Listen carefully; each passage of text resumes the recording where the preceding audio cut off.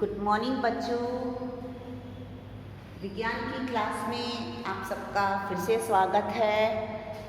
हम लोग सीख रहे हैं लेसन नंबर 12वां। ये लेसन बहुत बड़ा है और पूरा लेसन में सूत्र को समझना है, सूत्र का उपयोग करना है, सूत्र को समझना है और सूत्र का उपयोग करना है। तो हमने थोड़ी देर पहले जो सूत्र सीखा था वो सूत्र क्या था? R बराबर R1 plus R2 plus R3। अगर प्रतिरोध को एक ही लाइन में समझ लो ना, जैसे देखो ये मेरे पास 3 चौक है, बराबर, ये 3 चौक है। अब मैं तीनों चौकों को एक ही लाइन में रख रही हूँ तो वो हो गया श्रेणी में। लेकिन अभी मैं जो सिखाने जा रही हूँ वो है समांतर श्रेणी में संयोजित प्रतिरोध। समांतर श्रेणी में मतलब क्या हो गया? कनेक्शन देखो एक है, जैसे आपकी मम्मी मोती की माला पहन तो रही है, लेकिन कैसा पहन रही है? ये मोती की माला में एक लड़ है, ये दूसरा, ये तीसरा, यानी एक ही माला में एक लाइन, दूसरी लाइन, तीसरी लाइन। तो यहाँ पर भी देखो इधर समांतर का मतलब देखो क्या है। मैं तुमको कैसे एग्जाम्पल से बताऊँ, देखो तुमको बुक से बता रही हूँ।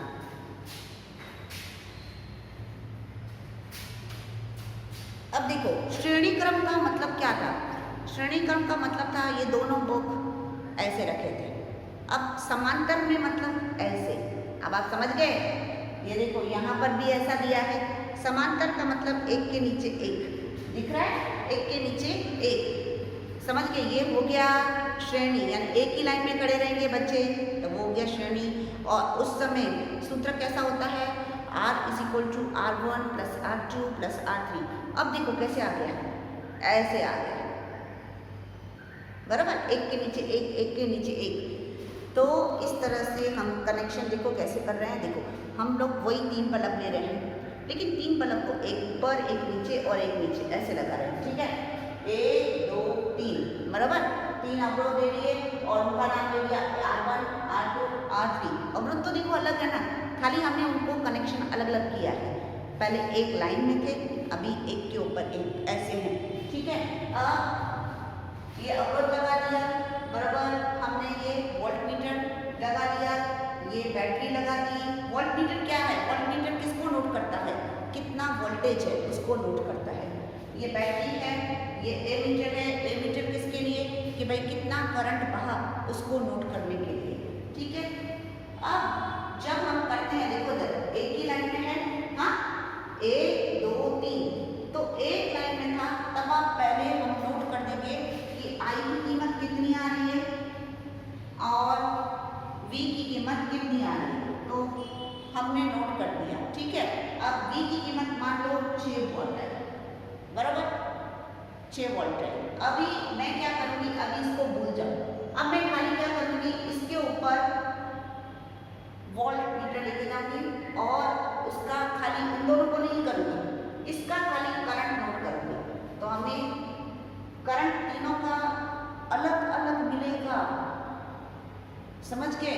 देखो वो अभी मैं बता रही हूँ कैसे। तो हमें सूत्र क्या है? I is equal to V बटे R, बराबर, किस नियम के आधार पर? ओहम के नियम के आधार पर। ओहम के नियम के आधार पर क्या था? I is equal to V बटे R, ठीक है? तो हमें इसमें से गुजरेंगे तो करंट समझो जो मिल रहा है वो है I1, तो I1 is equal to V बटे R1।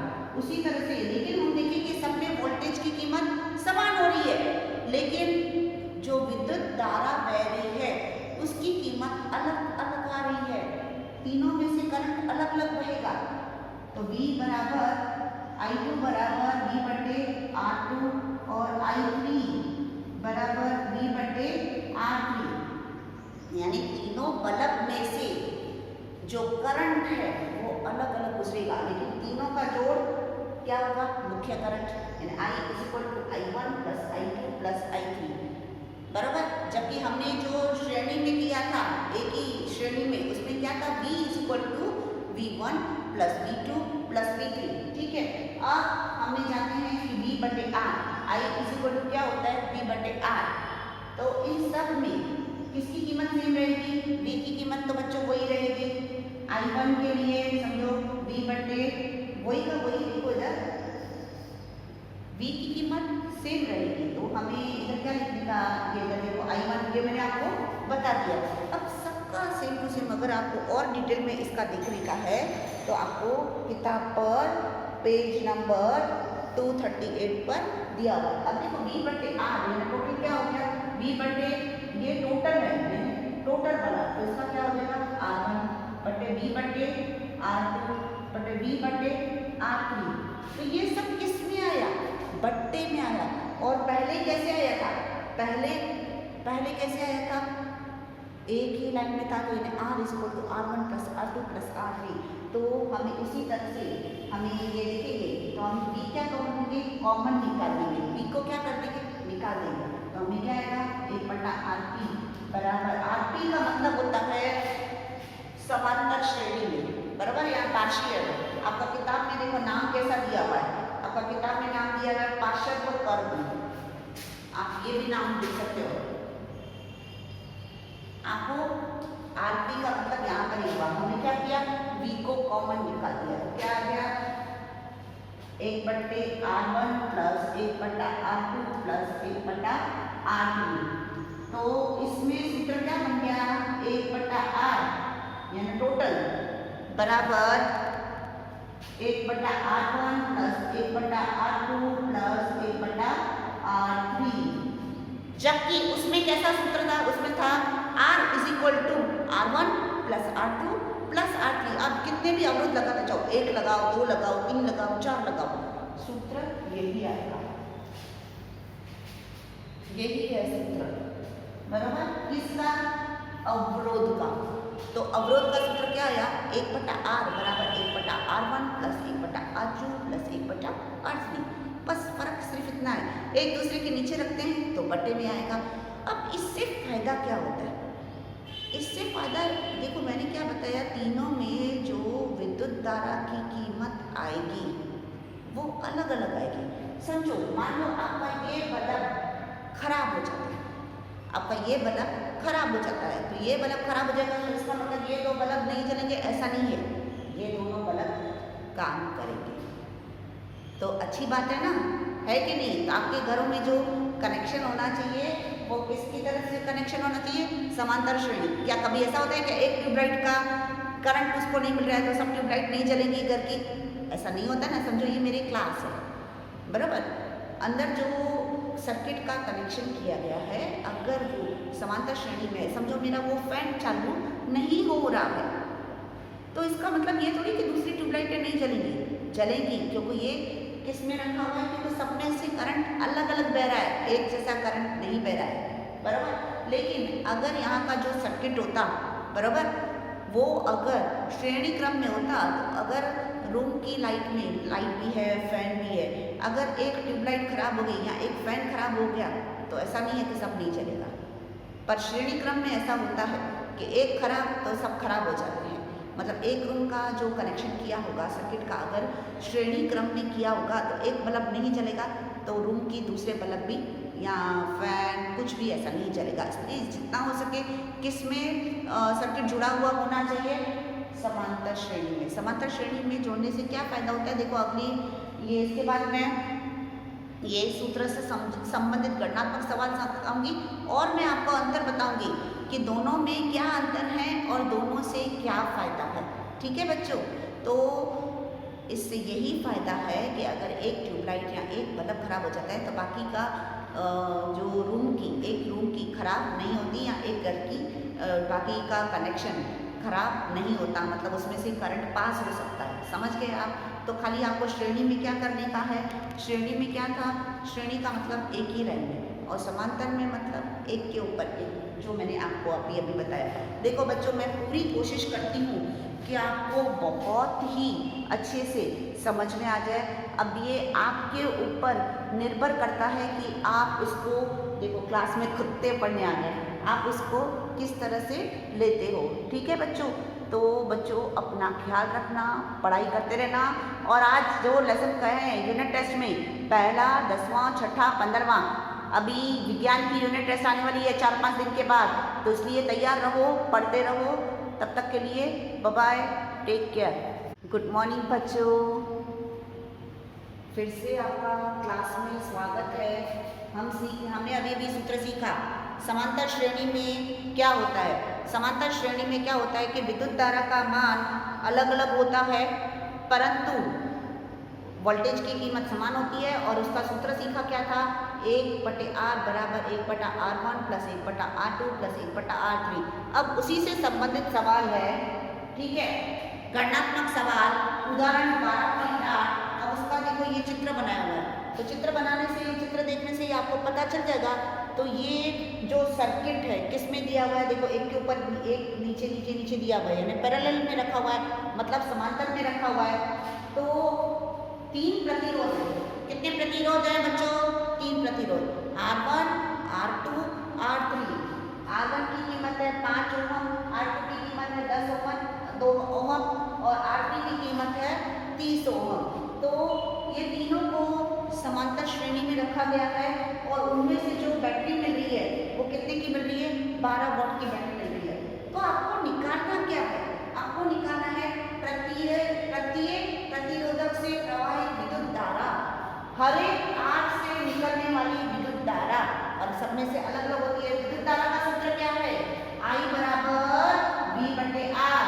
और R1, R2, R3 की कीमत कितनी दी गई है? हमें R की कीमत दी गई है, एक R की है 5, दूसरे की 10, तीसरे की 30। तो मुझे सबसे पहले A को देखते हैं। A क्या है? प्रत्येक प्रतिरोधक से, यानी R से प्रवाहित विद्युत धारा। पहले इसको देख लेते हैं। अब देखो मुझे यानी क्या निकालना है? R1 is equal to V/I कर दूं, बराबर V/I बराबर। पर मुझे क्या चाहिए? R तो दिया हुआ है, मुझे क्या निकालना है? I1 निकालना है। तो I1 बराबर V की कीमत मेरे पास कितनी है बच्चों? 12, और R1 की कीमत कितनी है? 5। अब देखो इसको बात करो, 5 का 5, 5 दूनी 10, बराबर। फिर जाता नहीं है, 4 पंजे 20, तो कितना आया? 2.4 एम्पियर। हर एक की निकालिए। I1 की कीमत कितनी थी? 2.4, तो मैं लिखूंगी I1 is equal to 2.4 ampere. अब मुझे इसी तरह से I2 की निकालूं। I2 is equal to V/R2। V की कीमत कितनी है? 12/10, तो कितना आया बच्चों? 8.2 एम्पियर। तो मैं देखो इधर लिखती जाती हूँ। I1 इज इक्वल टू कितना निकला? 2.4। I2 is equal to 1.2। अब मुझे किसकी कीमत निकालनी है? अब मुझे निकालनी है कीमत I3 की।